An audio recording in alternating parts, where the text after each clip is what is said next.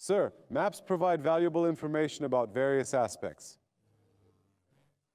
And for those to be transferred, in this map, the points painted in yellow are NATO points that want to become a new member of NATO, and Turkey has removed the annotation with the steps taken, and there are also red points that are NATO members, and we have different things to say about them, because Russia, after the war in Ukraine, has raised many issues that somehow Russia will come and invade us or attack us and somehow try its weapons here as well. We can affirm our observation of it. We can affirm our observation. Moreover, in this news, Germany, Britain, and occasionally France can also take part, each contributing in their unique ways and degrees. The Kremlin has responded to Biden's announcement about providing nuclear weapons to Ukraine, expressing concern about the repercussions. Russian President Putin has repeatedly warned that if this were to happen, they could target various locations, including NATO borders. These escalating tensions have increased the fear of potential war threats in Europe. In response, both Britain and France have expressed their willingness to deploy military personnel in Ukraine. When we consider Trump's perspective, he believes that if a war occurs, it will be swiftly concluded. However, Britain and France maintain their stance on sending military personnel.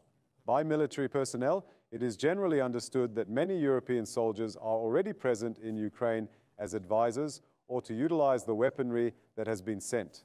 While the exact number is undisclosed, it is widely known that at least French troops have been on the ground initially. Occasional discussions also arise in Germany regarding the possibility of sending troops.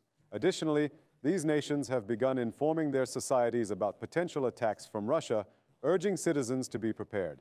These developments often make headlines, sir.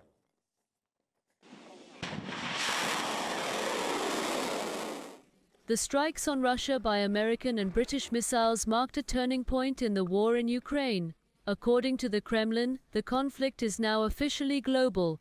There could be more to come in the critical period. Sources told the New York Times that U.S. President Joe Biden is considering the option of returning nuclear weapons taken from Ukraine after the collapse of the Soviet Union.